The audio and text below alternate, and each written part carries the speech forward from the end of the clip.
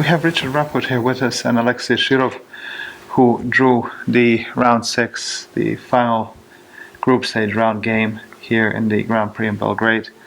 First of all, let's just talk about the game. Richard, let's start with you.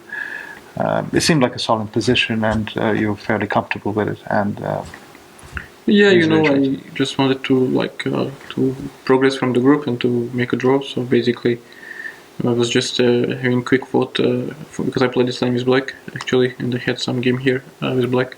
So I figured this is like very straightforward and not really giving too much room to play for anything really. So I think this whole line is, this c takes d5 bishop d2 is kind of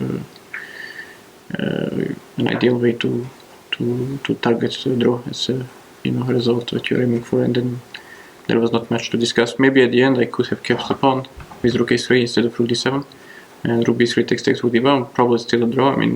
He has a very active compensation. But yeah, after rook d7, rook b3, I'm even losing the pawn. So, okay. Thank you. Alexei, so Richard said he just needed a draw to move forward, and he was determined to get that. Was there a way for you to prevent him in that? Well, I don't really understand the meaning of the question. Is that actually I'm not having the best tournament and I'm having black pieces, so actually it was my hope that Richard would try to play solid and draw would be fine with him, because otherwise I think my shape is not that good, and and to play for a win with black would be just crazy. So I was quite happy that I could equalize in the opening and to make the more or less comfortable draw. Okay, it's true that this rook a3 maybe would create some small trouble, but I don't believe that I would have real difficulties to achieve drawing result, because basically with this c3 pawn, even rook games are normally drawn. But okay, it's true that rook a3, I actually missed this rook a3. So. Well, obviously, I have two different perspectives here on the tournament overall.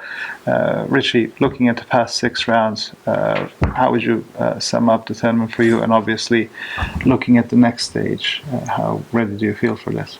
Well, it certainly looks better than it was in Berlin. Considering, I won the last game in classical portion, and then I had a playoffs to play. Which was also very tiring, and actually it's and after that I played Hikaru, who was just resting basically and was in very great shape.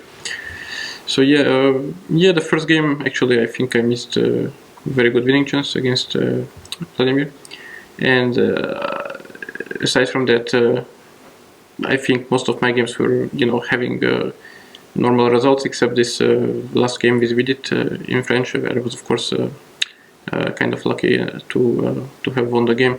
But this happens sometimes when you put yourself into this tough spots with really both players needing not needing, but win would be an ideal result for both sides. So we were both trying to play for the maximum, and it turned out to be my day. Yeah.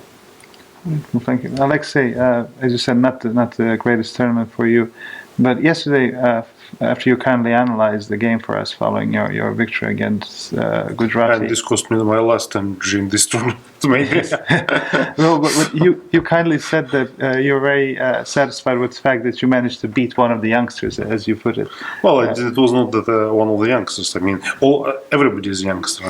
Clearly older than anyone. So I just said that I was happy to win at least one game in the whole Grand Prix cycle, because to go home without winning a single game would be more frustrating, obviously. Yeah. So now I think, but okay, what can I say? This tournament practically was almost as bad for me as Berlin.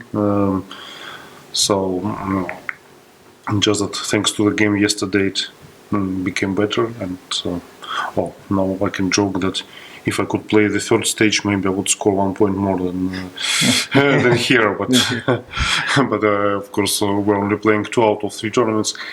Yeah, but Okay, it's a pity, of course. I feel that I could score better both in Berlin and here. I mean, it's not such a disaster as in Berlin, this -1 result, but at the same time, I would not accept it before the tournament. If somebody told me that I would score -1, I would not accept it. So I think I should still be able to score at least 50% in such an event, and probably more than that.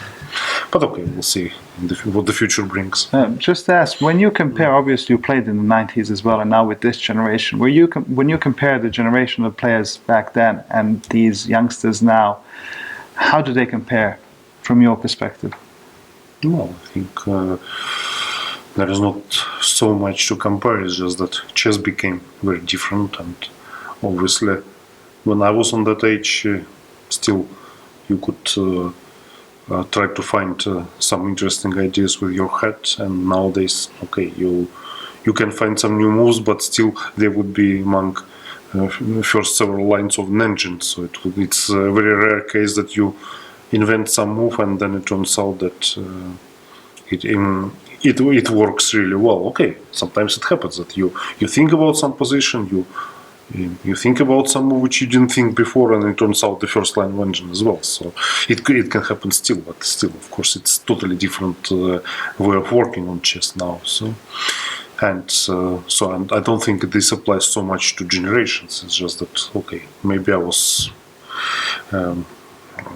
maybe in my young years this was in some way more interesting, but at the same time I felt frustrated when I was 20 that it's very difficult to understand the truth of the game, and now of course we came much closer to that. So I mean, so we know much more about the game of chess than 30 years ago, and I think that's not a bad thing after all.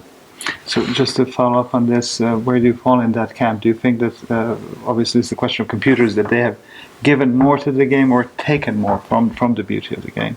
Yeah, it's actually really hard to judge, but yeah, I mean, the way I approach chess, or at least my chess, I think I would have had more fun a few decades ago than I have now. But on the other hand, sometimes it happens when I look at actually games between engines, not actually humans, and okay, if you give them a position that is kind of playable, let's say, they can create some really interesting games on their own. So yeah, it certainly has an additional benefit, if you will. But yeah, from my perspective, I think I mean, to me, the most beautiful games have been played in the 70s, 80s, 90s, maybe early 2000s actually. So this is just my take on the whole thing. Yeah. And just finally for you, Alexei, you're obviously, this is the end for you here in Belgrade. Putting chess aside, how was it for you here? Did you enjoy your stay? What was the hotel like? The circumstances under which you played? Did you get to go around a bit? I can't not say much because I just left the hotel very little just to have short walk outside, and so it was a little bit empty that this zone is quite far away from the central Belgrade, so maybe tonight I can see something of the old town. I don't know, but relax a bit without any game pressure. Yeah, well, it's actually the same problem happened both in 95 and 97. So when I played this in Banka tournament, but at least at that time, I think some people drove me around and showed me something. But here, of course, it would be more difficult because you have to concentrate on your games much more than former times. Yeah. Well, different times in the same place, but different times. Thank you both, and good luck to your Rapport in the rest of the tournament. Thank you.